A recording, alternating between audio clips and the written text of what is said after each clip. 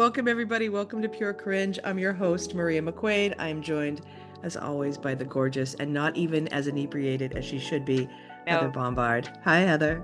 Hi, Maria. So good to be back with you tonight. I cannot wait to talk about all the things this episode. I'm going to try not to inundate everybody, but I have a lot of notes on this one. And I'm so glad because I'm also double-fisted. What are you drinking tonight?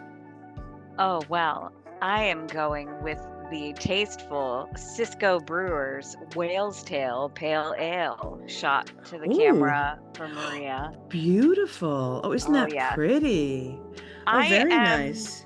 honestly how I found my 50th husband actually was by being a beer girl. And I am a wine and everything else girl, but that particular first date night, I was a beer girl and it impressed him to this day. But I do like me some beer. So I am having beer and right now I have a full one, but I'm guessing since I'm drinking for cringe tonight that I am going to take a sip every time or gulp every time I cringed while watching this episode. Oh, And you're going to be drunk in 2 minutes. this was a tame episode, though, I feel, because I haven't reread through my notes and I can't wait to be brought. We bring each other through this episode and Yeah. figure out how we felt about it. But I hope I may have to take a break to go grab another beer. Yeah, this is generational cringe. You said you're double fisting, Maria? I am. I have a pineapple Bay Breeze in one hand, and then I have my special rum chata. So I like rum chata with a little bit of milk and ice, and then I love it with some cinnamon and then vanilla powder on top. So, so good. Basically like alcoholic liquid dessert. Oh, So it will probably need a refill. I have a funny feeling that this little baby and my sweet little Bay Breeze won't make it through the episode. So I reserve the right to refill, as I'm sure you do too. I like to think of it as drink it till you feel it. we're going to So feel I'm it. looking forward to it. Yeah, tonight we are hopping back to the first season of Southern Charm. We've been working our way through. Heather, I don't know if you have thought about this, but this episode marks the second half of the season. So this is episode 6. We have watched 5 episodes. Yeah. So this one is called The Glass Menagerie is Half Full. And so for anybody who doesn't know, I gotta get already, it out. Hold on, I'm cringing already. I gotta take a drink. When I saw this, I was like, oh, fuck. Another confused understanding of literature. So anyone who doesn't know, of course, The Glass Menagerie is a play, and I believe it's semi-autobiographical by Tennessee Williams. The Glass Menagerie refers to one of the characters, her collection of glass figurines that she obsessively cleans and polishes while she dreams away her life and fantasizes about a gentleman caller coming to take her away. And so, of course, this has nothing to do with the episode. And someone, aka Thomas Ravenel, is going to completely misunderstand it and try to use it later, and it will be very, very funny. So, yeah. So, Maria, thank you. Let me applaud you. Thank you. For that amazing summary of a play, as you said, by Tennessee Williams, Tennessee Williams I have heard of. The Glass Menagerie I have heard of.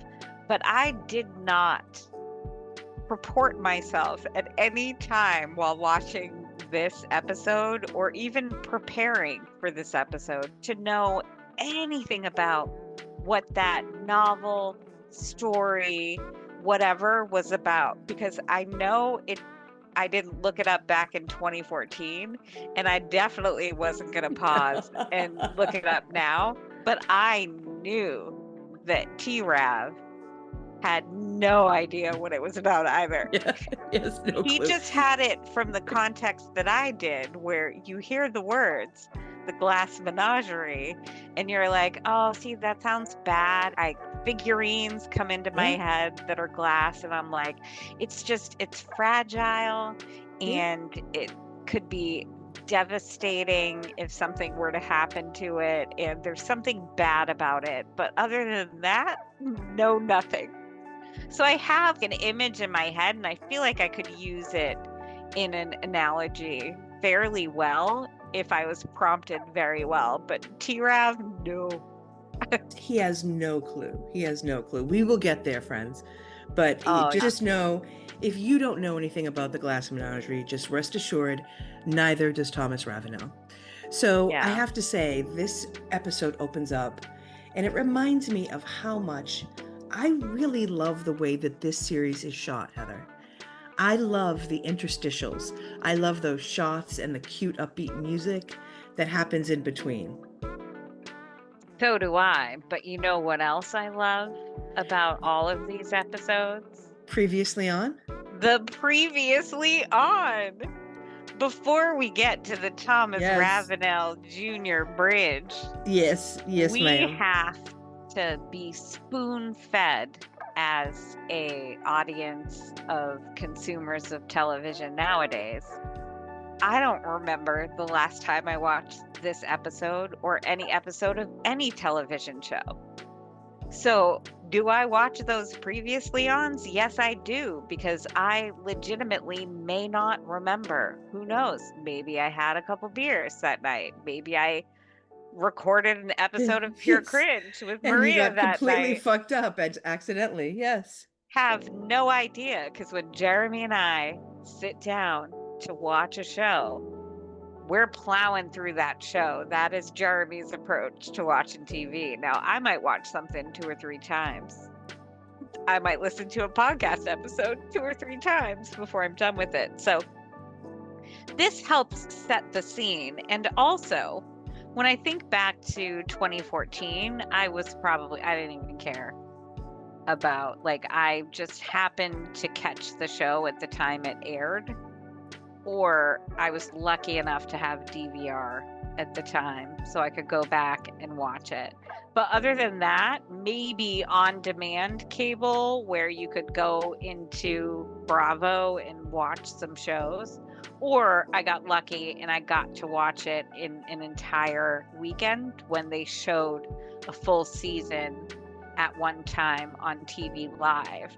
But in 2014, Yeah. I probably had a DVR and I just watched it all, recorded it and watched it. But I watched it that week. So I had a week in between. So the previously on helped me back in 2014, maybe, or I just barely watched.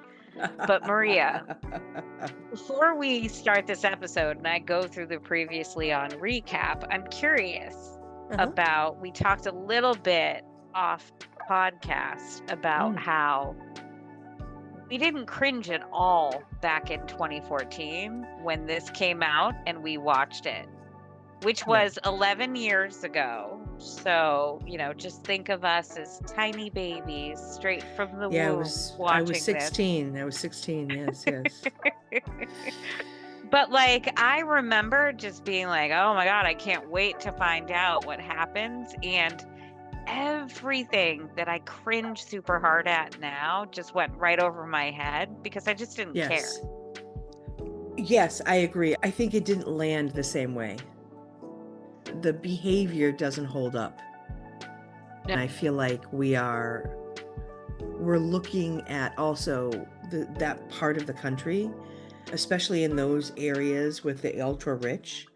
They are really still operating off of an antiquated value system in some ways. Yes. So it feels a little bit like it's old-fashioned to watch it. Even then, when we watched it, I remember thinking oh, these are old-fashioned values. And I remember watching Thomas Ravenel and thinking, while he was obviously an alcoholic, I thought that at least he was debonair. But now I can't get over it. I cut the slurring originally. Yeah. I'm listening for and recognizing things, not in a gotcha way, but in something a joke hits or it lands on me and things are not landing. So this is going to be my last coherent thought. But you said it earlier, like we're cringing generationally. Like we're Yeah. cringing in our generation, which I'm Gen X. Yep. No. Sorry. Yes, I'm Gen X because millennials after Gen X. Yes. Yes. Are you Gen X? Yes. Because Yes. I'm So, 1970. Yeah. and to like now, where I don't know about you, I know you're watching Southern Charm on, is it Peacock? Peacock. Yeah. Oh, listen, I have to say, that is like the best $10 I spend on TV. Every Bravo show you could ever imagine. So excited. Hit us with the previously on. The previously on. So we're talking all the way through episode 5, which I don't remember what it was called, but Cam and her boss, of course, Cam's narrating this thing. So we Yes. get to hear about how Cam has a job, quote, and that is in air quotes, she has a job. If you know a real estate agent, essentially they're either with a firm or they go out and sell $1 million listing-esque on their own. I don't know. Is everybody with a firm? Who knows? But she has a boss. Her boss gave a little commentary, which I love the fact that the scenes with Cam are very tongue-in-cheek, but also a little bit, I don't think it's self-deprecating because I think the producers enjoy poking fun at her. And I think she's self-deprecating herself. I don't know if she's in on the joke or if they're like, hey, watch, she'll make fun of herself and we'll make fun of her too. But essentially the clip that we get is her boss asking her, are you tough? And telling her that she looks fragile. Yes. And I think it's hilarious because she doesn't look fragile to me. She looks small. She's a tiny human being. I think she came off a Keebler tree. She's an elf. She is. She is. She's like, if you said to me that she was a princess from a land of fairies, I would go, okay. Yep, she does look delicate, but she's got an iron constitution. She's literally Princess Fiona from Shrek. Just an average girl. But she knows about and has experienced or seen on television or movies and with the people around her what a Southern gentleman and a Southern woman are like. But I don't think that's how she grew up. I don't think she's been in that situation with people that hold those values dear very often. So when she talks about it that way, it's very spectator. It's not her experience is probably since she's 20 something with that. I don't think she experienced it much growing up other than even us up here in the North. There's events and times of year that you act like a proper young lady. It's not decorum. Like that honestly sounds like a circle of hell. Everything we ate came out of the freezer, a can, or a box. If you put all those forks in front of me, I could probably make an educated guess and come up like 50% okay. Cam is speaking from like an observer's point of view, I think. Yeah. So Cam is a real estate agent and she has a boss. And then it cuts to Whit and Pat. And they have a conversation about the restaurant business. Of course, the restaurant business that is really just conversations at this point. We haven't even taken a road trip to watch Whitney, Shep, or anybody else do anything yet. So this is just a concept that rich people are throwing around at this point. But Whitney and Pat are having a conversation about Shep versus Brian when it comes to the restaurant. And Brian, who I put in capital letters, oh, Brian, we haven't met this Brian yet, but everybody adores him, right? At least in that house. So anyway, Pat is very pro Brian and loves Shep. He's such a This is a pro Brian podcast, Heather. Pro Brian podcast. Shep, he's a cute boy, but anyway, so then we go to Shep and Craig. The reminder that Shep and Craig have fought over Kathryn Dennis. And by I mean fought over Kathryn Dennis. Craig had a kindergarten crush on her. If I hear that again, hold on, I'm I was just gonna say, have a please drink real quick. let me grab my drink. Hold, please. Yeah, I agree. Heather, it's awful. Cheers. It's awful, my Then friend. Cheers. she obviously asked Shep to show her how to surf after whatever. We get all of these clips. We understand Kathryn Dennis is the devil as per whoever is producing this show. But then they throw in the dun dun dun. She has had sex with 3 men at this table. 4 men enter. 3 Let men me grab your Kathryn Dennis. Okay, so let me grab your pearls, Heather. I'll hold mine as well. I'm clutching. I'm drinking. No, you know what? I'm drinking at the fact that I'm like trying to slut shame somebody who it's none of our business. It's only our business because they all signed releases and allowed their lives to be and we're filmed. watching the story, right? Yeah. And so I love it because this is the cringiest thing that they're just not glossing over, but they're like, let me remind you what just happened, because TRAV is already so far out of it at this point. Oh my God. He's not quite sure he remembers the conversation correctly.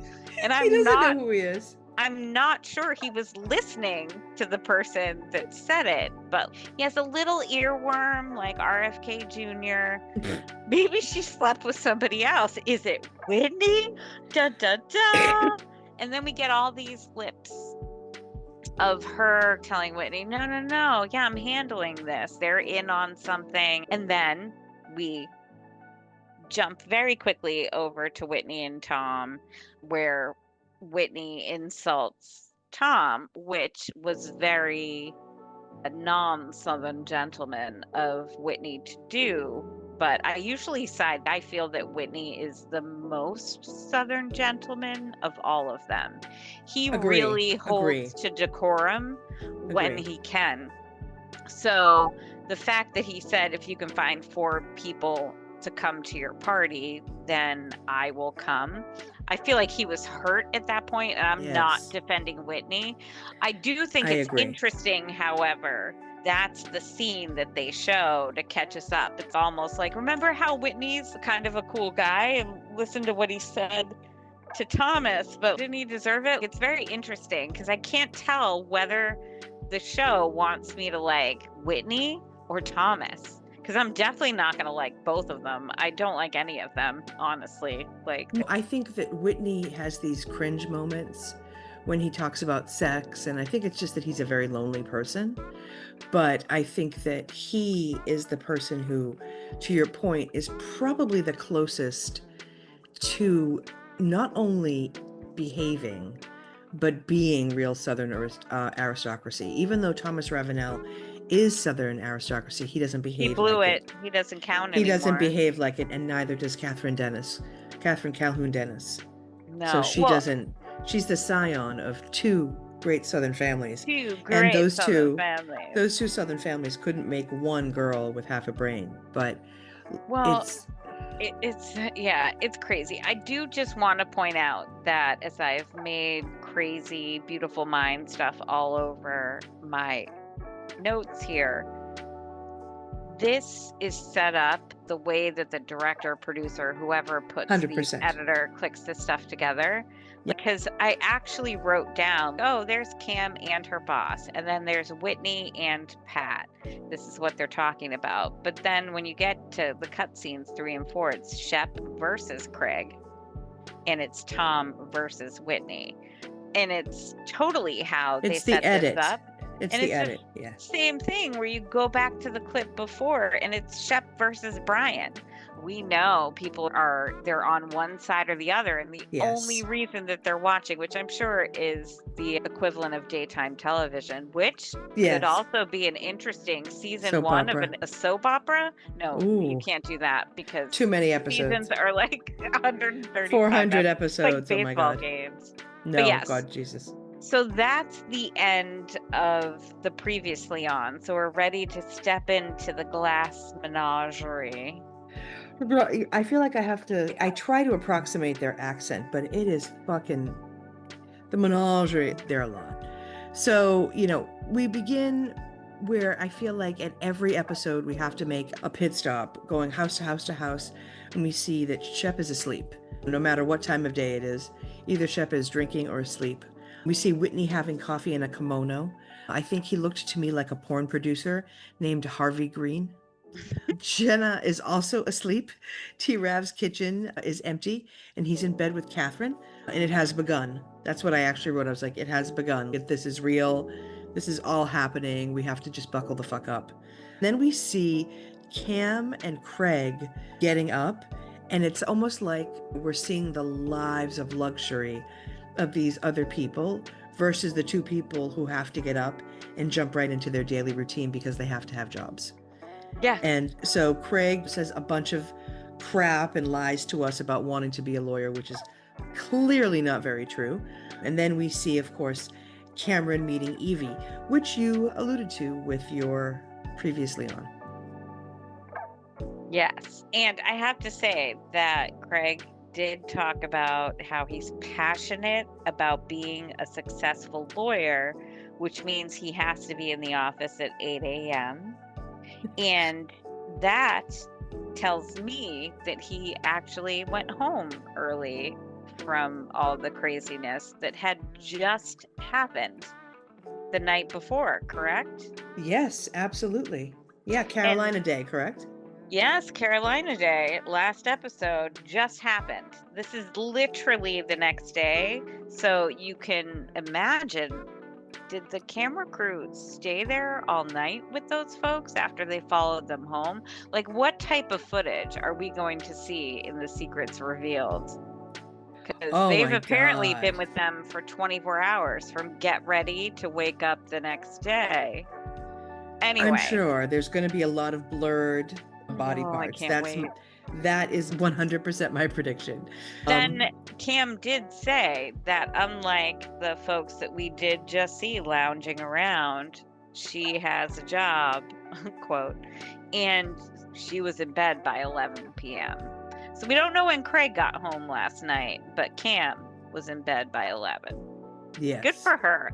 I think she is the epitome of the person on the show that is working towards a goal and actually working towards a goal. Craig, too, although from episode number 1, like Craig, is that the way that he doesn't apply himself as much, but Cam and Craig are working towards something. They have goals. 100%. And I think that Cam, even more so than our friend Craig, is really moving forward with actual momentum. Whereas I think Craig and spoiler alert, felt like that to me even the last time I watched Southern Charm, which was admittedly 4 or 5 years ago, has always felt like he was in a state of treading water. And then he went to 4 years of law school, which I think he's still in while they're filming him, because I don't think that he has finished law school yet, and he definitely hasn't taken or passed the bar. So this is like a work internship where, like you work at a legal office and you get to go to law school as well, and you get to go with that office to court and maybe make some arguments that you don't have to be a fully sworn lawyer yet to be. We'll find out, because spoiler alert, everybody, our focus this week is on Mr. Craig Conover. I'm so excited. All about Craig later. Sorry to go down that deep rabbit hole, but he's been working at that for so long, and so he's got to be bored with that. That's been what, almost 8 years of his life, wherever the heck he is in his legal career. Plus his quote unquote friends, which I'm still not convinced that any of them are actually friends with him. They are all older and rich and laying in bed because they can afford to, because they have investments and development deals. Literally, he's in a different universe and he's trying to compete with those men for girls which can't work out very well. I don't blame you. If The I girl could is pick stunning. anybody from this show right now, right this moment, if I could pick anybody that's appeared on the show to date, Pat or Cam, and I am not, it's not going to be a sexual thing. It's 100% going to be that those are the folks that I think I could hang out with every day, all day. Right? No, well, that's the thing. Who would you go with? Oh, Cam. I think that Cam seems like she could be like your best friend from college. Yes, we could hang. I feel like she's everybody's best friend from college, right? But like, Cam, if you're listening, we love you. We would love to hang out. I'm going to be having this party next year. I think you should come. I know, right? We're coming to Savannah. DM us. Exactly. Please reach out. Anyway, so we get to go along with Eve and Cam as Eve shows a prospective seller. It is somebody that's already signed a contract to sell their house with Eve's, it's not a firm, agency. And she's literally walking around the house giving a tour of this historic Charleston house in whatever that neighborhood is. It's south of Broad on Church Street. Yes. Which is right next door to Thomas Ravenel's house. Mr. Ravenel's house. So it's just so funny because she's talking about the waterfront in the 1700s, and they go across the street, and Maria, as somebody who lives in Salem, I have to ask you, we all know what cobblestones are up here in New England if you've been to Salem. And they are not actual stones. They're like, maybe they're made out of stone, but they're essentially like, what would you call them? Not pavers, but bricks that are a little bit bigger and gray. Yeah, like what everybody, I think, considers cobblestones for the most part are like manufactured things that came much, much later. The real stones that we would walk on in, say, the 1700s or maybe even up to the early 1800s. Yeah, I would consider them, especially the ones that we see here that are left. They're just so smooth and worn down over time.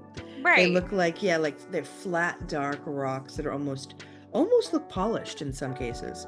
Well, it's funny because in Salem, Massachusetts, there's a lot of places where there's actual rocks, round rocks from the river that, is along Salem.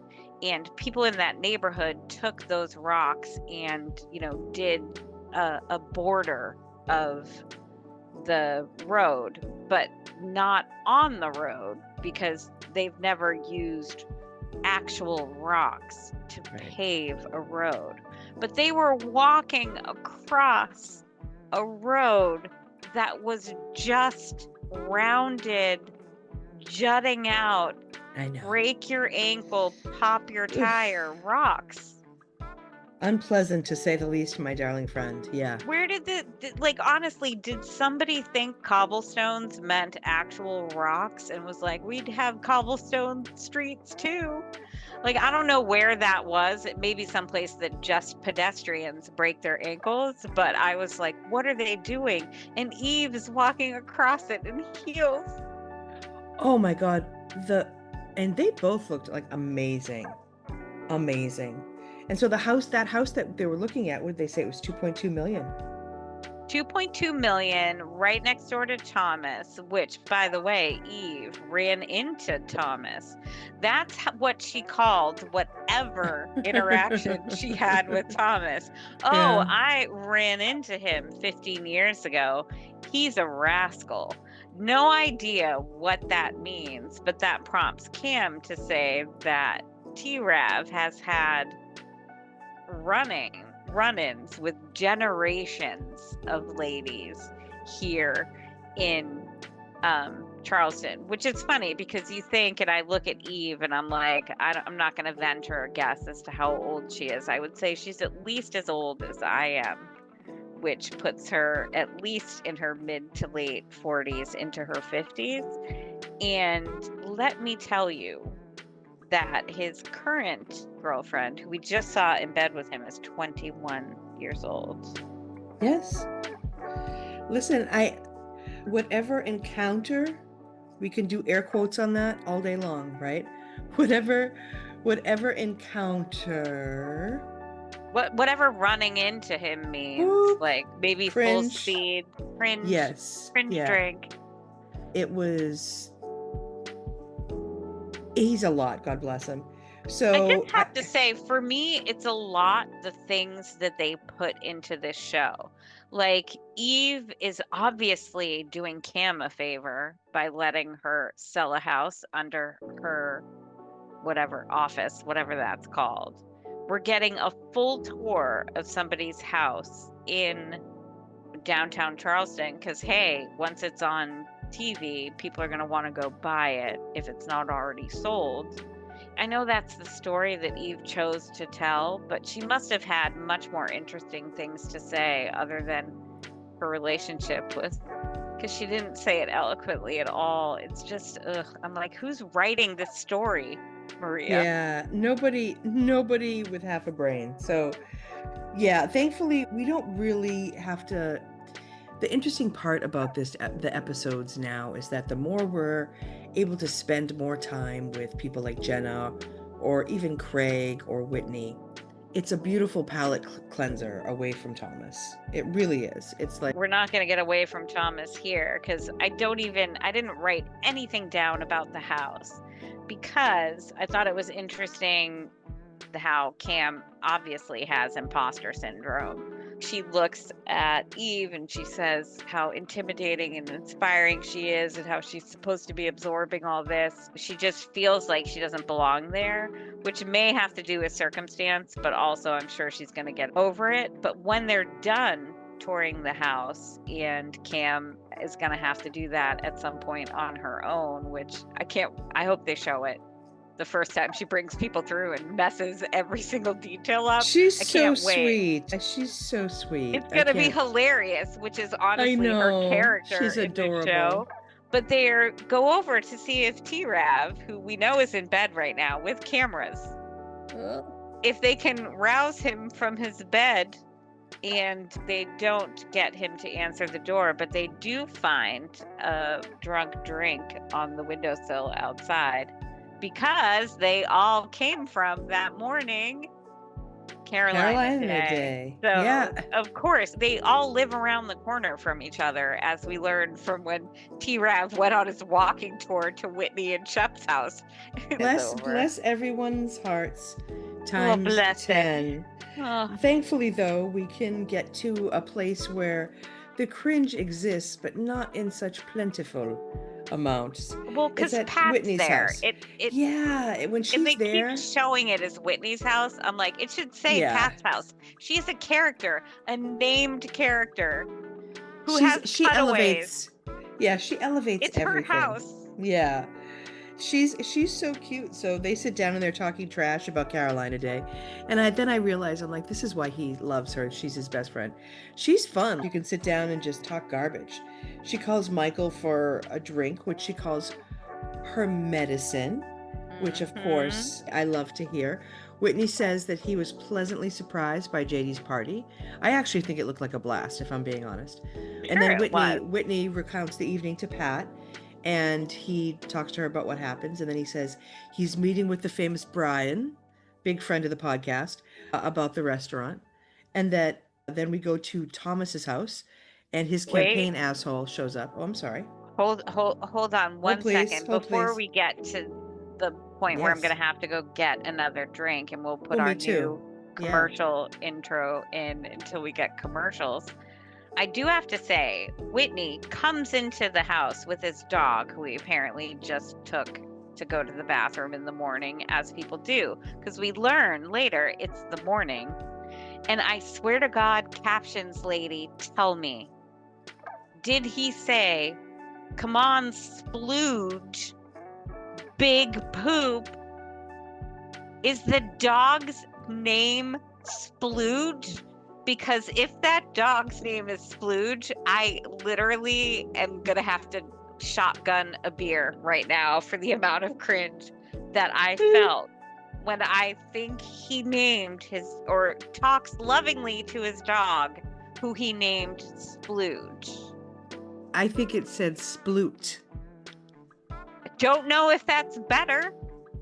I don't know, but he did say big poop for sure. Bada bing, bada bing. I'm on the very last of my rum chata, Heather. I'm very sad. Dude. I'm pouring it as we speak. This is it, my darling. Yeah. So check it out. Rum chata. So it's made with premium Caribbean rum. So I don't know what the ingredients are. Okay, haha, I lied. Caribbean rum with real dairy cream and then natural and artificial flavors. Yeah, I put a lot of cinnamon and all of that, and I don't drink that much, but this episode is incredibly cringy. Oh my gosh, yes. And I am full up. I'm ready to go. We're back at Whit's house. We've got Whitney and Pat. He told her all about the fight, and she, of course, wants to talk about how Brian's in town and Shep is a darling, but he's not dependable. And then she shifts the conversation almost magically to the fact that Whitney should freeze his sperm because she wants grandkids. No, is all I'm just going to say out of love for Pat. No. Oh, Pat. That's a no, Pat. Adopt some more dogs. Yeah. Michael, I am very excited, again, just to mention that Michael brought her medicine in the morning. It was too early for Whitney to drink because he was probably... Although, honestly, if I had come from that party, I would be like, yep, hair of the dog, let's go. I wouldn't have been able to be functional the next day. So, especially with the way that these guys drink, they are 100% professionals. I feel like we're going to get a lot of secrets in the secrets show. But yeah, so Pat wants grandkids. It's too early for Whitney to drink, but Michael, who I love and will continue to love, rest in peace, Michael. He is named again, although his name doesn't show up on the screen. Pat says his name every chance she gets, so good for her. She does. And then we whiplash to Thomas's house. Oh, gosh. Where his campaign asshole, Will Fork. Oh, it's so gone. He's horrible. He tells him about what's going on with Kathryn and also what's going on with Whitney. Thomas is shopping around looking for someone to corroborate what he already thinks. It's like a confirmation bias, right? Yeah. He's talking to someone who will tell him what he wants to hear. And what he wants to hear is that Kathryn is a valid choice and that Whitney doesn't know what he's talking about. And that's basically what he gets. Yeah, I do want to mention that at this time, Thomas Ravenel is talking all about how he's catching feelings and the respect that he has for Kathryn, the strength that he sees in her, the class that she feels that she handles herself with. He says something along the lines of the fact that he looks up to her. So this is the narrative that we have right now from TRAV as he has his bobblehead yes man telling him that everything he does is campaignable. And thankfully we move right on. Thank God, yes. He says if my political consultant supports it, who cares what Whitney thinks? And then we go right into Jenna meeting Cam at what looks like an adorable place, Hominy Grill. Yes. Cam tells us that she takes Gas X prior to eating because her eating habits are so bad. She really is us. She just tells us she went to Taco Bell, and they discuss Thomas's meltdown with Whitney at Carolina Day. Yes, it's just gossip, gossip, gossip. It's super fun. They order bad food and bitch. And then simultaneously, we see Thomas and Kathryn at Salt Station 22, where they are also simultaneously going over the blow up the night before that they had with Whitney. And so they talk about things like, and basically we can see why Thomas says these things about Kathryn, because she is basically his hype man. She is Luther, right? He says something and she says, absolutely, people should not do that. Or he says something else and she says, absolutely, people should not judge you for your past. And so these are the things he's been longing to hear. He's been rejected by so many people. And now it doesn't matter. It could be a garbage can that said these things to him. I think he is going to Absolutely. fight to the death for his garbage can. And he literally says, she accepts my past, my foibles, and my weaknesses. And this, of course, is the real reason why he stays with Kathryn, why he says these things. Because at that time, you can tell in the beginning, the first couple of episodes, you can feel his desperation, right? Like it's oozing through the television. So when he finds someone who accepts him, I think this is really what he wants, and it's a bias. I don't know if he came up with the name Kathryn Dennis all on his own, since he's on a wife hunt. But I mean, there's something to the fact that he has bagged a beautiful young lady who he feels comes from a good family, which I have no reason to believe that she doesn't. She's smart and she's, who knows, ambitious, whatever she is. She presents herself, excuse me, she presents herself beautifully. She obviously seems to genuinely care about him at this point. So much so that she takes up for all of his craziness. I don't know. I wrote down Kathryn Dennis has more wisdom, ? And I'm like, does he think that she has more wisdom than he does? He just really respects her and he thinks that she's the answer to all of his problems. He's putting a lot in the Kathryn Dennis basket. Whereas I think Kathryn is just, she's found somebody who really genuinely is like, this is my lady, which I think was what she went into this looking for with Craig or Whitney, Yeah. maybe, or Shep or anybody. She's looking for a husband. Absolutely. She's looking for someone to take care of her, right? And he treats her as an equal as well, even though she is young enough to be his daughter. So he fills her in on his intentions for his dinner party. And he says that his friends are doing stupid things and that he wants to give them advice. So he has calls wisdom to God bless him. share with his friends. Yeah, he has wisdom what I to wrote impart. down. That's what he says. He has wisdom to impart. He calls Cam to invite Cam and Jenna to dinner. And he says he's going to give them advice on life. And it's funny to me that Kathryn and Thomas are so dialed out that they think that friend group will appreciate it. They actually think this. I think that she's looking for him to raise his stature and to really present himself as the leader of this slight friend group.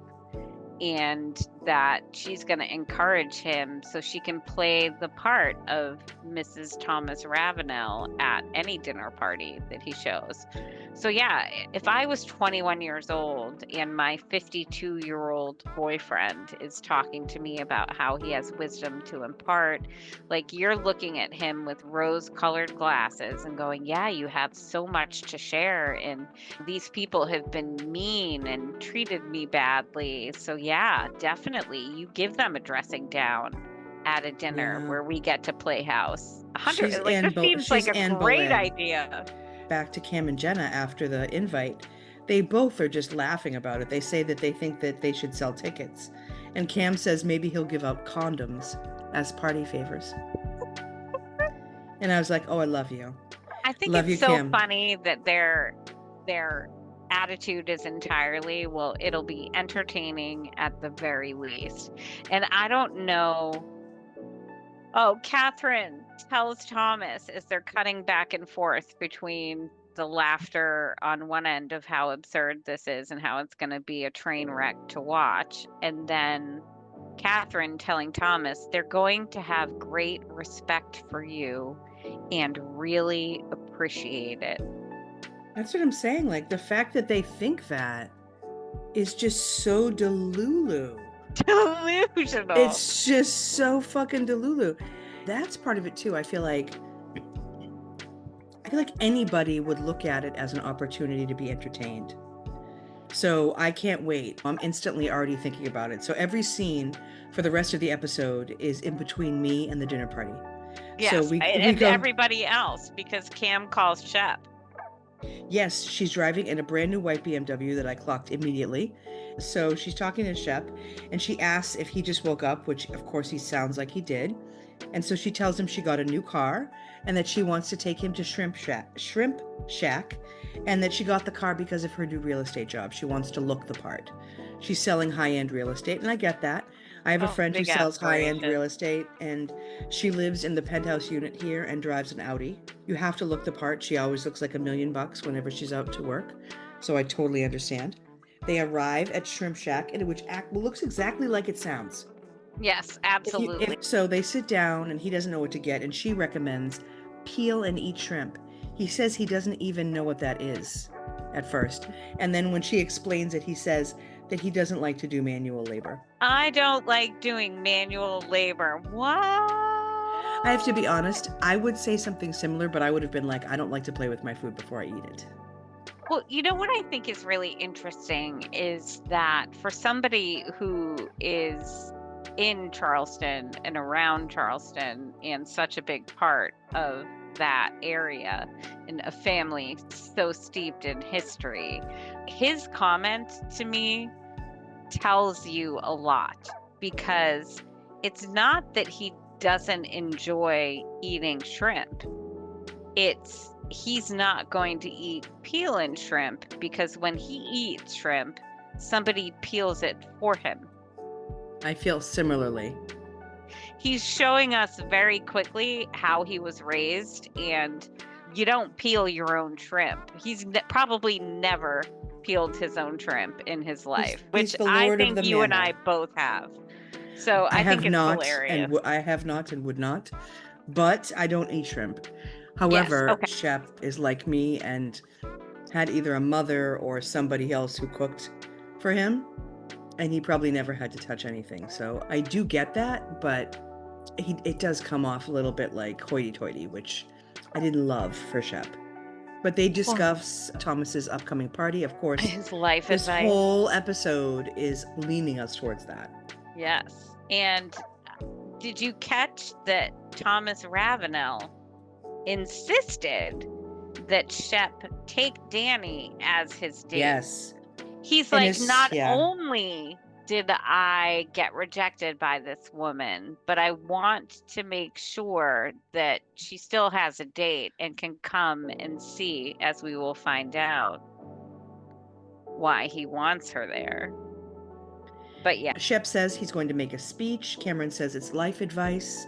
When she says, I think it's sad. And Shep says he'll go for the food and the drinks. Yep. It'll be just for the same reason. And then Shep says that he and Kathryn gave each other bad advice all day long. It's not a weird thing that Thomas would be giving bad advice. That's what they do, and it sounds right. And then Shep says that Thomas was adamant about Danny. Adamant. Yep. Insisted. Now we go to Whitney, and we finally, Heather, get to meet the much lauded, the bold, the Brian, beautiful, I'm so the excited. bursting with fruit flavor, Brian. Who we found out, which messed up all of my notes, that his name is spelled Bryan. Yeah, so, fuck him. Yep, fuck you, Brian, with a Y. They discuss, of course, they go to the library and they discuss the restaurant's concept. It still doesn't sound like Whitney has gelled a thought together. No, but he because says they that he wants haven't done high-end anything. Mexican. High-end Mexican, yes. Which we learned that Brian is from California, and he, quote, funded Planet Hollywood, which I don't know, is Planet Hollywood in your universe labeled as a ginormous failure, or is that just in my universe? No, I mean, it still exists. It does. Yeah, it's not the way that it was, in the sense that I ate there in Disney the last time I went because there was no line, so that should give you an idea. Well, I think it's hilarious because Brian tells Whitney that he would be afraid to do a hot dog stand with Shep, knowing him not at all. I'm fairly certain we learn. And that Shep is going to drink him out of business, and that he's fine to do this idea. He thinks the idea is great, of course, but he's going to work with Whitney only. Yeah. No shot. I didn't realize that Whitney was taking it that seriously either, so whatever. No, I do love the fact, because I've been clocking Whitney's eating disorder since episode 1. He tells Whitney over and over that he's too thin. Yeah, he does give Nosferatu vibes for sure. For sure. Then we go back to Thomas's house, and honestly, Kathryn this is and my Thomas. favorite part because I love to see a dinner prep. I just Oh, love me to see that. too. I mean, we just came off Project Runway. We got to see what they're wearing. I love to see people getting their shit together. So they're getting ready for dinner. Kathryn literally looks like a clown. She has hot pink blush on, a crazy amount of mascara. 2014, man. Crazy amount of mascara. Stevie Wonder does her makeup. And there were no beauty influencers on YouTube yet telling everybody how to put 7 layers of makeup on their face. No, I'm saying it's all terrible, but it's gonna be terrible because people didn't. It's terrible now, honestly. I can pick people out in shows and movies that their makeup artist did them dirty.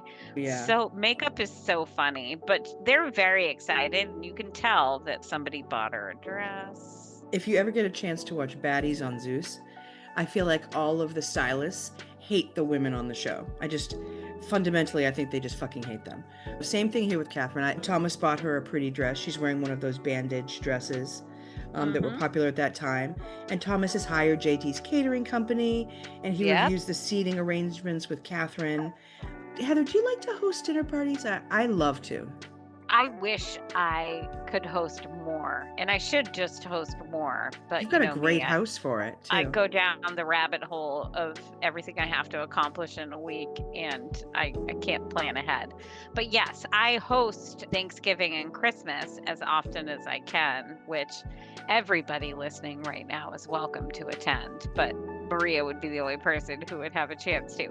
I love hosting parties, barbecues, parties, anything. It's just interesting that as your friend group grows throughout your life, people are just too far away to pop by for a barbecue or a dinner. You have to think about where you're going to sleep that night if you're going to drink as much as you want to. Yeah. I don't know. And you have the best setup because I've got my room there, so love it. Jenna is at Whitney's house. I actually liked this scene, Heather. I thought this was a really cute kind of, even though I knew it was a throwaway. Jenna coming to Whitney's house to help him figure out his outfit. He was giving American Gigolo. Absolutely. It's funny because both Thomas and Kathryn and Whitney and Jenna getting ready, I took barely any notes. It was just a nice filler that was lighthearted and nothing out of the ordinary that you wouldn't expect. This time there was no inappropriate groping. It was good. I agree. I love that she says that everything he owns is Burberry. Then we go to JD arriving first, runs in looking like he's about to have a heart attack with 2 bottles of wine, and they talk a little bit about what's going to happen and about the advice. Thomas wants to give out these lessons that he's learned on the way up, and JD thinks the message may be lost on its intended audience. Maybe, JD, maybe. JD asks if TRAV thinks that he will make it through the advice without being interrupted. And that's when her eyelashes are really apparently terrifying. They're so clumped together. She's giving Tammy Faye Baker as her inspo, and she is saying that she is going to make sure that everyone is respectful. Keeps it civil. Yeah, she's 100% playing her part. And this is where I can't tell from when they visited her grandmother's house how many fancy dinner parties. I can tell, however, that she's not getting her rules of decorum from grand galas that she's attended since she was a young child. I think she's getting it from severe family volatility. I grew up in a volatile household, as a child and you learn certain things. I didn't take a stance on I'm now going to be the enforcer of either crazy rules or nobody's going to act out in my house. And that feels very much her vibe. We're going to keep things civil. Nobody's going to say anything weird. It feels very defensive from the get-go. Yeah. Yeah, it's, again, The cringe. good news, My though, is friends. that, Cringe. cringe. Let's take a quick drink. I love Ta-da! you, Oh my my gosh, friends. your glass of milk. But the Mm. good news is that Shep and Danny arrive, and there's no ill feelings, Thomas says, with Danny. There's no ill feelings. He has no ill feelings to her totally rejecting his gross come-ons. Yeah. But he wants her to regret not apparently giving in to his grossness. I don't know. I'm drinking right Yeah, now. I'm going to I give you a wrote, big gulp. Heather, please, because this is literally what I wrote. I wrote, he thinks inviting Danny is going to make her regret not dating him. And then I wrote, oh, the cringe. Oh, it's terrible. It's just Just gross. terrible. Jenna and Thankfully, Whitney. Whitney and Jenna arrive. Yep. Thank God for Jenna and Whitney. Listen, you know how cringy the episode is when we're like, thank God for Jenna and Whitney. Shit has gone way left, way early. Shep says that there is something brewing underneath TRAV's surface, and he thinks a volcano will erupt that night. And he says it feels like dinner theater, like a whodunit. And it does kind of give murder mystery party vibes. You know what's funny is, you know what I wrote down for that? Here's Shep throwing shade. That's all I wrote. Shep throwing shade. Like, I think it's funny because Shep has spent this season thus far being a crappy human being, thrown under the radar because he's essentially surfer boy who just looks cute and dates girls. But damn. And I think it's funny every time he tries to eviscerate everybody else because he really feels he's the number one guy in the group, to quote he's Vanderpump the Rules. number one guy. And so when he throws shade, half the time I think people are doing it to be funny because they're like, look at my cutaway. Okay, I'm going to say this and ooh, it's going to be hilarious. Whereas he means it. Like when he throws shade at you, he's like, ugh. But and it's funny. We'll find out. It is mean sometimes. I agree with you. I agree that I think he's jealous a lot of the time. He doesn't know how to handle it. But he runs his mouth too. But thankfully, the life of the party, the sunshine who does have no filter, Cam arrives to the party. Looking so beautiful, right? Yes, and her tongue, she says she only wants advice from Jesus Christ or the Dalai Lama. And honestly, I don't think that she cares or listens to either of them, to be honest. But I loved it. It was hilarious. Same. I loved her dress. I thought she looked beautiful. Yes. Craig waltzes in. He walks in right as they're sitting down to dinner. Thank God. Thomas is the last person on earth who should be giving life advice, is what we hear from Craig. Which, true, but you're all there. And it's his scene. And we go into deep thoughts with Thomas Ravenel. And I don't know what he takes the floor. Look like this. I'm just going to tell you very quickly, and then I would love for you to expound. Yeah. Essentially, I wrote down Thomas's advice. When you take a big precipitous fall, you get an opportunity to look inside yourself. This isn't verbatim. This is just what I wrote down. Find out who you are. And then I just wrote big all caps, golf cart girl.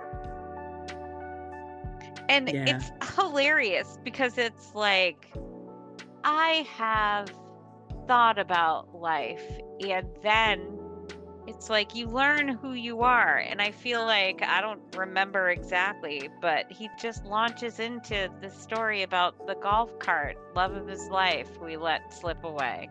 Golf cart girl. Well, the story really that he was trying to get us to understand, like the real story, what he should not have quoted was the glass menagerie here.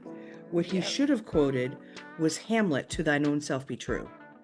And then he could have continued to talk about the fact that he fell in love with a girl who may have on the surface looked like she was beneath him in social status and financially, but to him, he didn't care. He loved her. They had a great time together for 3 years. And then when it came time to either, sort of shit or get off the pot in terms of get married, and because of his political career, he felt that he had to choose someone who had status. And because of that, he cut her loose and he never forgave himself. That story took me, what, 2 minutes to tell? And I think I was clearer than he was. Well, in you his, weren't all of trying his to time. make an analogy to something Well, I that was you trying to. didn't know anything about. I made the correct analogy, because talking about the glass menagerie, like he's saying that like he was a person that was trapped in his own universe. I don't really think that's a great. I don't think it's a one-to-one connection. But he has these moments where he's mean daddy. He's checking in with Shep to make sure he's listening, and so he's the whole story. And I agree with Whitney.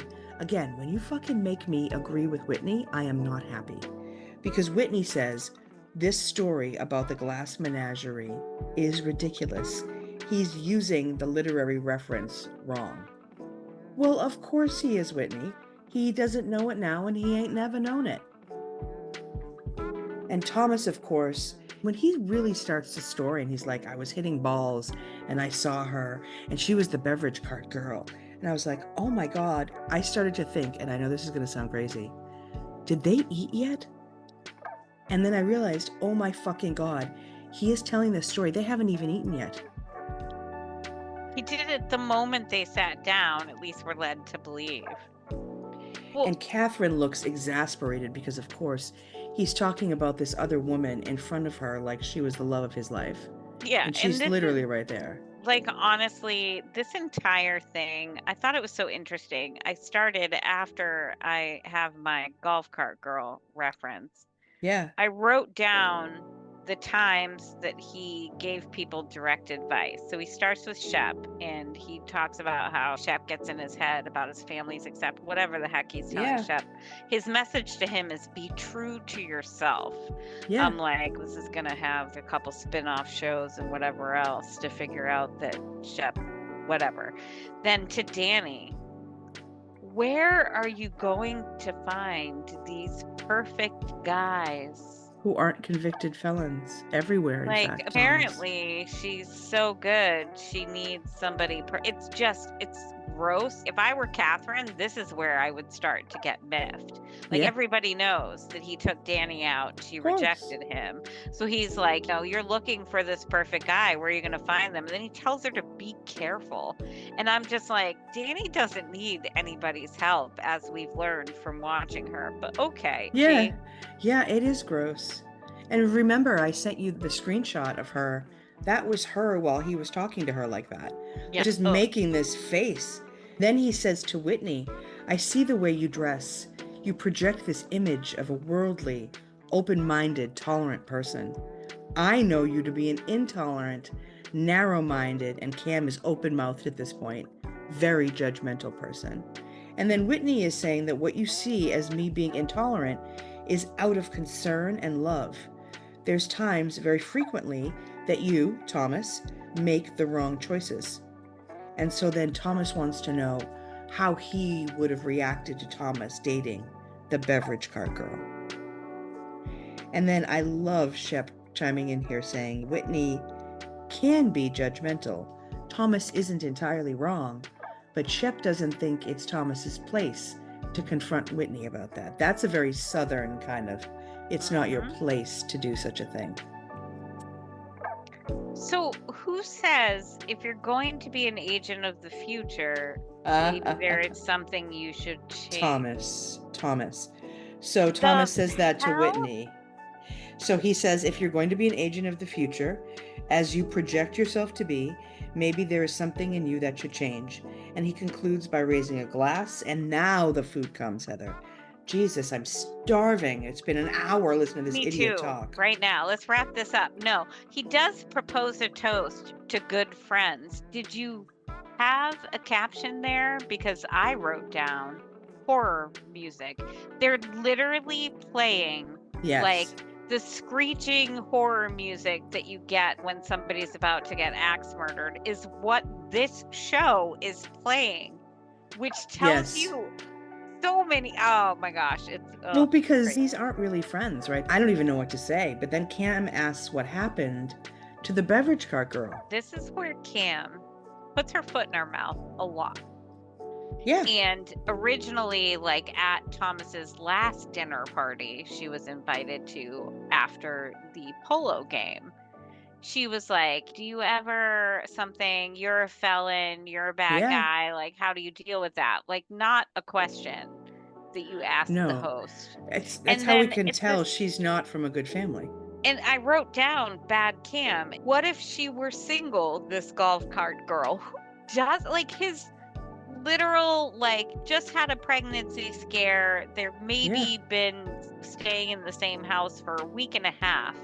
Yeah. Kathryn sitting right there. Like, Cam, it was a bad move because I honestly think that soured the entire, what happens now sours the entire evening.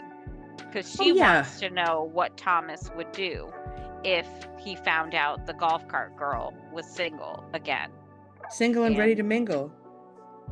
And then Tom says he'd he'll be all over it, like white on rice, which is like, and he says it literally. This is him saying it in front of Kathryn. And her response is, she asks him, really? And she looks hurt. She thinks that whatever this is, she thinks that Thomas is 100% committed and into it, and she is, whether it's misguided or not. So that comes as a total shock to her. She feels offended. And do you know what 21-year-olds do when they feel that, you know, Cry somebody and pout. has wronged them? Or they go nuclear, and that's essentially what happens. I wrote down the enemy is at the gates. I don't know if somebody said that or if I just wrote that down, but the enemy is within Thomas Ravenel. So it triggers this Kathryn Dennis and Craig Conover back and forth about chivalry. That it's crazy because she's like, how dare you talk to me like you're not whatever, and then essentially what verb did he use to what she did with 3 people at this table in 3 sleeping weeks? She had sex, and she tells him very boldly, name them, because she wants, like, she doesn't want to get in trouble. She wants them to get in trouble. If she has messed with 3 people at that table, go ahead and say those words in front of my boyfriend right here at the head of the table who just gave you all life advice, Mr. Thomas Ravenel. And the best part is, Shep, this isn't how people behave where I hang out. Favorite quote of this is stars, all the stars. You missed it 3 seconds before when Kathryn says she won't have a conversation with someone who has 0 class.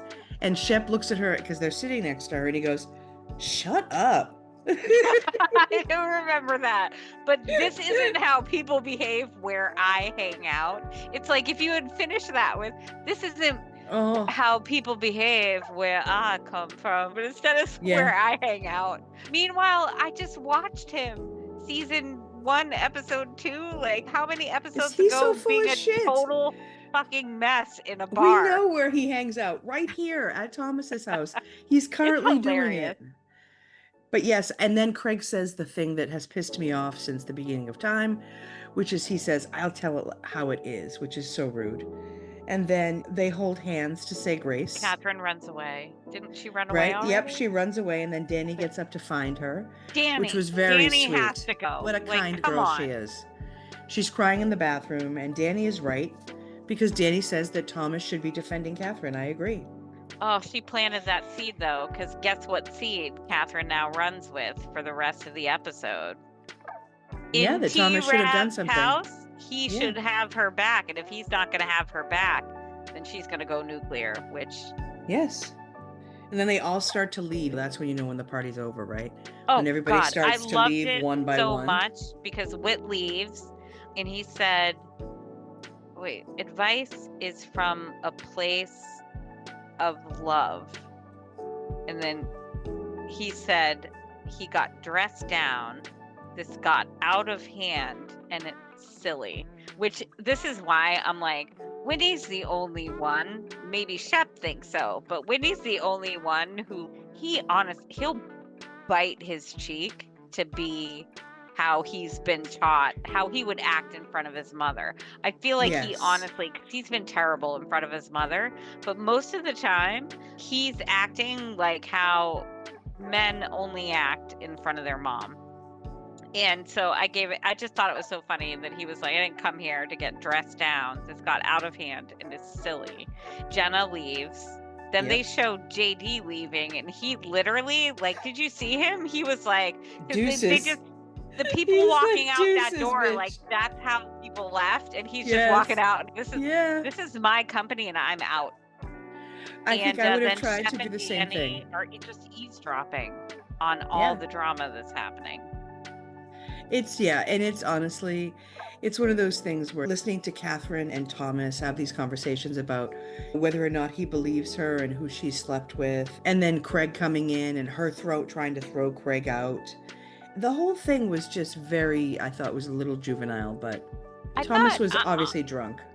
Honestly, I don't know how drunk everybody was, because what happens is that Craig, honestly, shut the fuck up, Craig, is my opinion. He's a kid who's still in law school. He's been there for maybe 7.5 years. He's somehow gotten onto this TV show and ingratiated himself because he's a young, handsome bachelor with these folks. But he's like, she's bad news. Keep your guard up. You're being taken advantage of. To which, honestly, she's been through at least 2.5 weeks of drama with TRAV, and she sleeps in his bed every night. But she does overstep it. She's like, get out. You're never allowed here again. And then Thomas, who's being fed, are you going to let her talk to me? I've known you for at least a year or two. How dare you let this lady talk? And Thomas sides with Craig. He believes that she has slept with 3 people. And Me too. Craig sucks. Hold on, I'm going to cringe drink really quickly. He has a drunk ego. He's hurt by the fact that she went for Shep instead of him. He's been fighting over her, whatever. So how, like, I honestly, that's He's all jealous. young kid stuff. He's jealous. Thomas doesn't know what's gone on, like, other than what Kathryn's told him, and that Shep could have been her baby daddy. So I just think it's so funny that Craig is letting his drunk ego take over here, and Thomas, who's drunk, maybe, is just lapping it up. He switches from, I admire her, she's wise, the respect that I have for her, all that stuff he said at the beginning to his advisor. Now he's like, you know what, Craig? You're right. She's fucked 3 dudes, not you, not me. It's so terrible. This is the problem with Thomas, I think, is that he is so easily swayed. Mm-hmm. He is so easily swayed. Any port in a storm for Thomas, it really doesn't matter. And that's how the episode ends, which is she walks out basically being like, if you're not going to side with me, yes.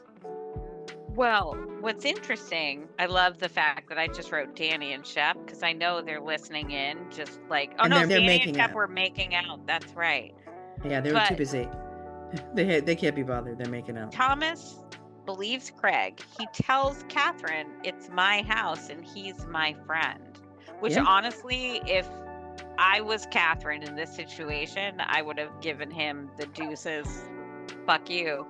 And he said, if it's not true, why are you getting so upset about it?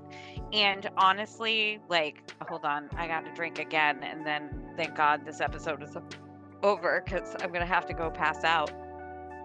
It's such a toxic masculinity thing to say. Yeah. To say to a woman who's been accused of, yes, maybe sleeping with 3 people all at the same dinner party, which says more about the dinner party than her.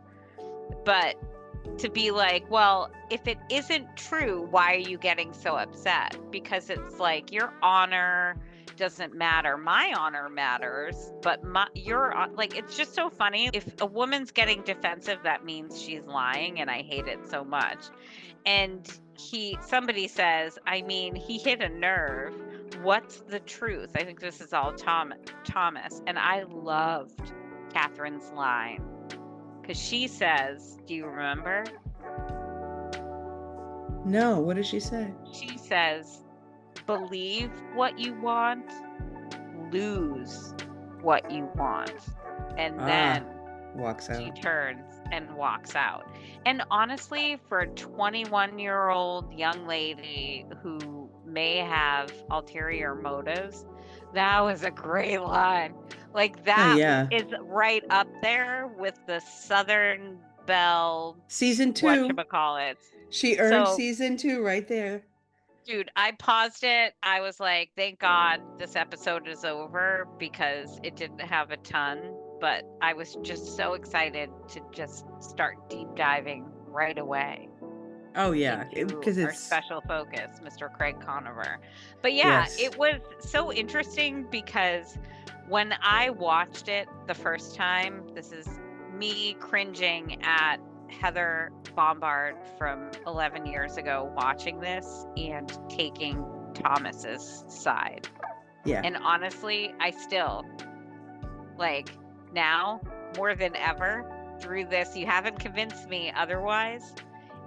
I'm taking Kathryn's side on tonight. Like, a bunch of drunk guys attacking you for quote unquote living your best life, and your own person who is taking you into this house and was willing, like, really told you, who knows what Thomas is telling Kathryn behind the scenes. It's convenient that they can't film them and show it because she's not part of the show. Convenient. I feel like she's doing everything that she's promising him, and he's just disappointing her over and over and over again. So, believe what you want, lose what you want was a perfect way to end this episode. Kudos to the filmmaker. Yeah, I don't love Kathryn. I know you don't. Historically, I just don't. Yeah, I just think she's a pig, but that's me. Let's dive in. So first, let's talk about fashion favorites. What types of fashion did you see that you liked? Whose outfit was, like, for you the best? Oh gosh. So, I really liked Kathryn's dress. I'm trying to think. I know I called something out otherwise that I really liked somebody was wearing, and I forgot what it was. So I'm going to go, actually, I think Kathryn, other than those terrible Tammy Faye Baker eyelashes, really tried to look, and I think she succeeded as looking like she belonged at that dinner party. And so I gave her a lot of props for her outfit. Yes, that was a good one. I also liked an outfit from the dinner party. I really loved Cam's dress. I thought it was very, very pretty. I can't picture it. Was it. powder blue sheath, and it had silver beading on it. It was very understated, very pretty. Nothing that jumped out at me as being super exciting or fun this episode in terms of fashion. For me, I would have loved to have been at Hominy Grill. That looked like a good time, and it looked like good food. How about you? Going through, we've got everybody in bed. I could pick one of those out. Whitney's house, blah, blah, blah. Okay, no, this was clocked from the beginning. I want to be in that house. I want to live in that freaking house that they toured at the beginning, right next to TRAV. I just want to buy that house for $2.2 million. That was the wish I was there. I wish I owned. And that's 10 million right now. That's a vacation home. It would be great. That would be perfect. Let's now move on to our spotlight, Heather Bombard. Let's talk about Monsieur Craig. Well, the person who has been battling, crawling out of the pit for some limelight, for some storyline other than he has a crush, Mr. Craig Conover. His middle name is Altman, by the way. So I did a little deep dive in Wikipedia, and then we're going to play a game after that.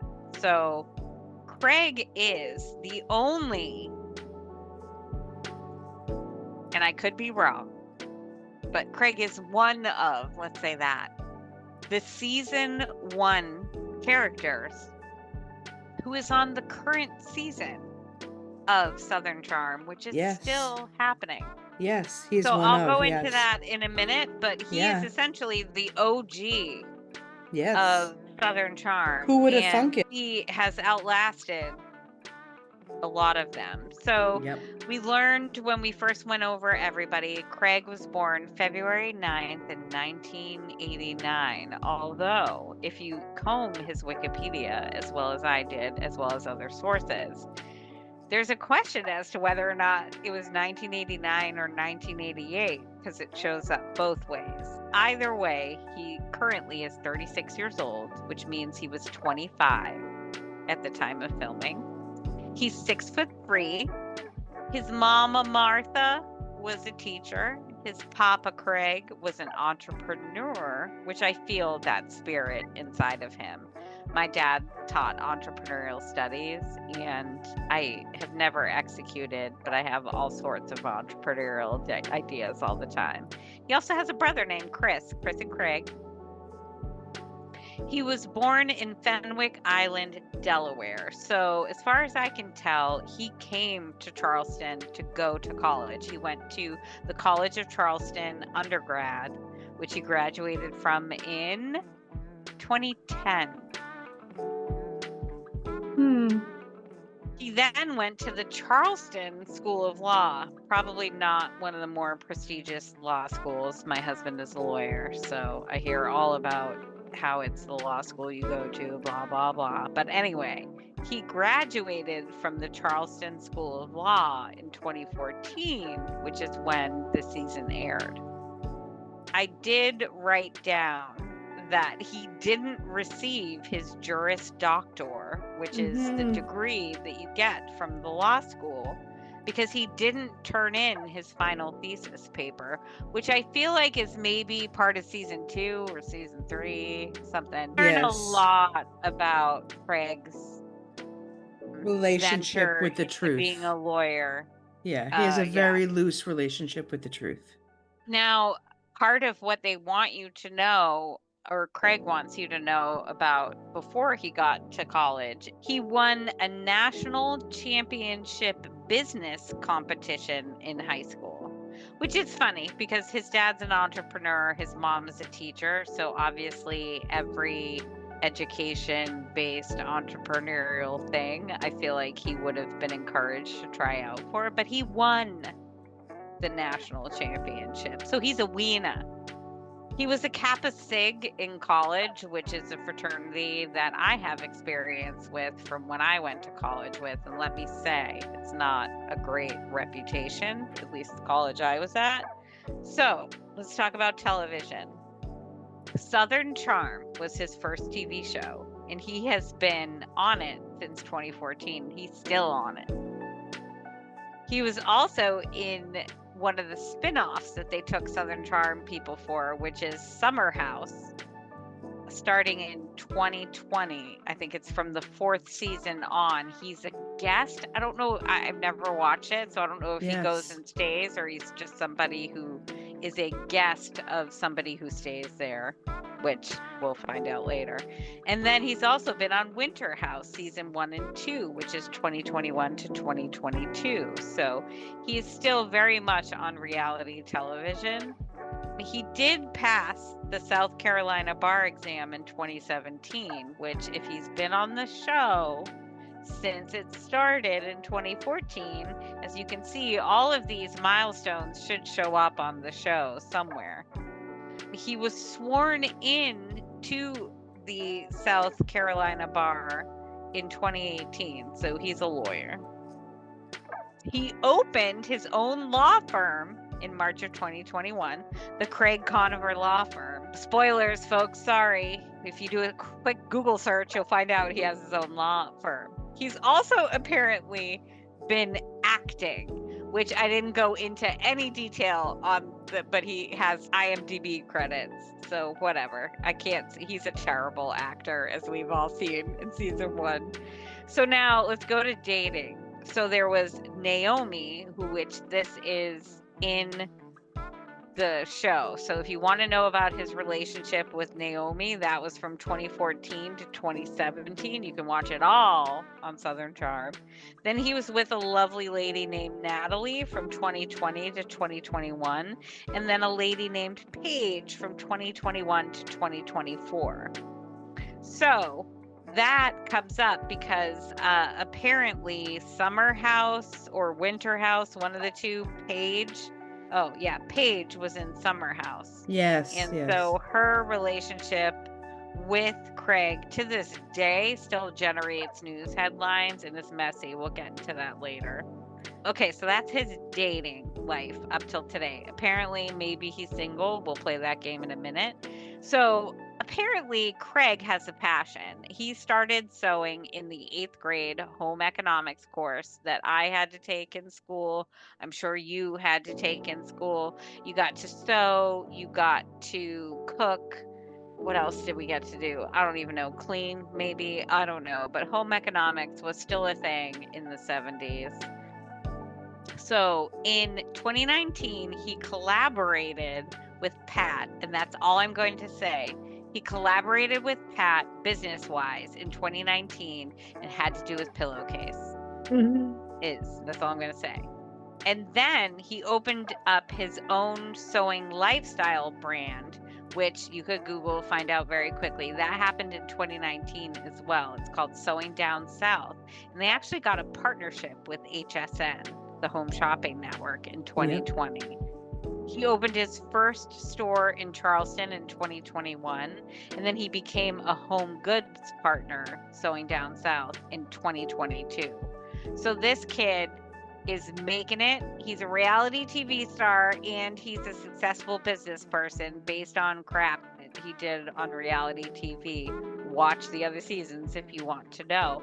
But he's not just a business owner and a sewer. He's also a restaurateur. Now, we've been talking a lot about restaurants, but he opened Mesu Charleston in MESU Charleston. It's on King Street. It has a 4.6 star Google rating. He opened that in 2019 with Leva Bonaparte, which I think is a cast member in later seasons, and her husband Lamar. Then in 2023, post-COVID, he opened Carriage House NYC with future Southern Charm cast member Austin Kroll, as well as 3 other people we don't know. I don't care about those folks. So him and Austin Kroll, who joins Southern Charm in later seasons, become business partners and friends. He also owns a restaurant, or is a part owner in By the Way, which is on Spring Street in Charleston, 4.5 stars on Google. That's with Austin as well as Uptown Hospitality Group.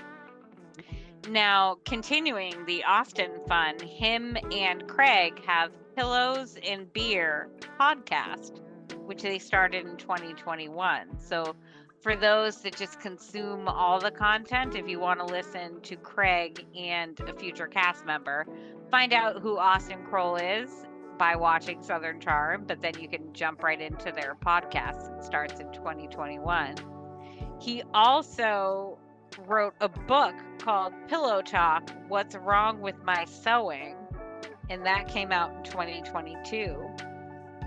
And him and Madison LaCroix, who is a future cast member on Southern Charm as well, are on Top Chef season 23, like right now. So Bravo is doing its cross branding and advertising and having folks on Southern Charm be on Top Chef.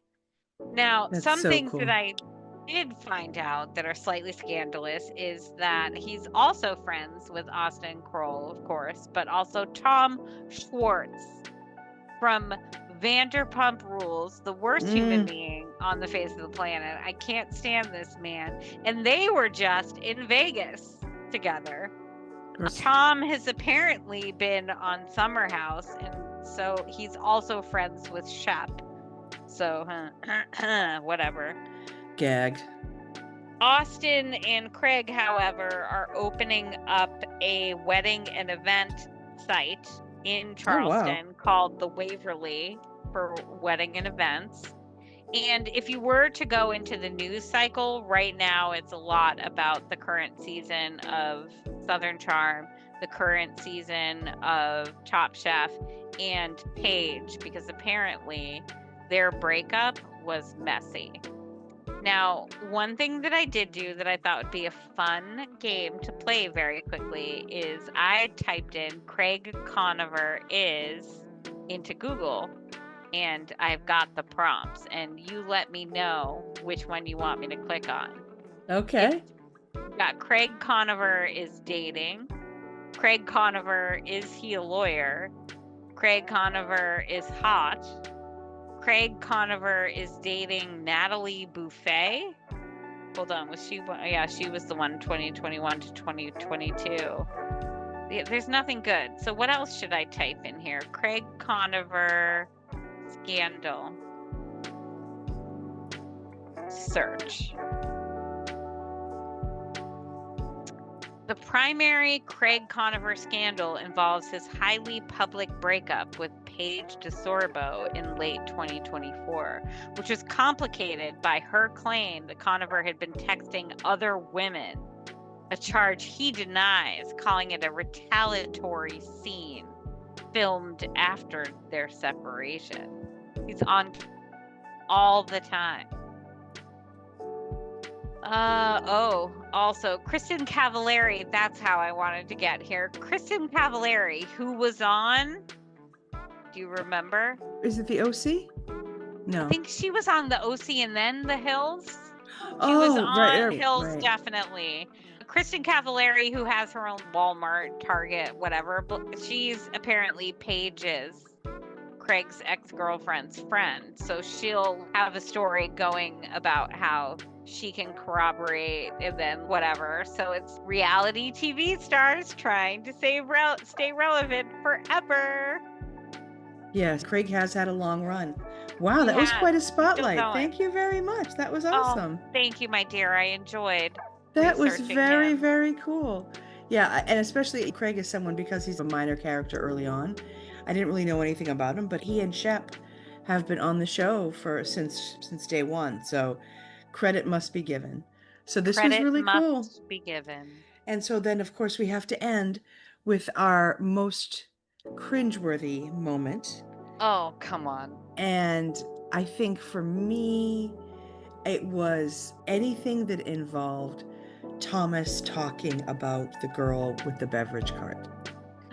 Anytime he talked about her, it was just so bonkers. So that whole story for me was super cringy. How about you? Honestly, I drank a lot. There was a lot of cringe, but I gotta go with my recency bias and the whole ending scene where the moment that anyone at that table said anything terrible about Kathryn, Thomas, as her boyfriend, if anything other than just being the host in his house and all that other stuff, should have shut it down. And the fact that he literally, in front of her and cameras in the world, took Craig's side and was like, well, he's my friend. Like, he can say whatever he wants, and let her drop that line. I was just like, dude, you're never coming back from this. There's no way this woman would ever take you back, ever. So we'll see, I guess. Heather, this was a great one. This was so much fun. It's so cool to see these relationships, even though it is super cringy. It really is an opportunity to see how things have progressed, and in some ways how things have stayed the same. And it's fun to do it with you. I always have a great time. If anybody listening is enjoying the content, please tell a friend or write a quick review. We'll see you next time on the next episode of Pure Cringe. Bye, everybody.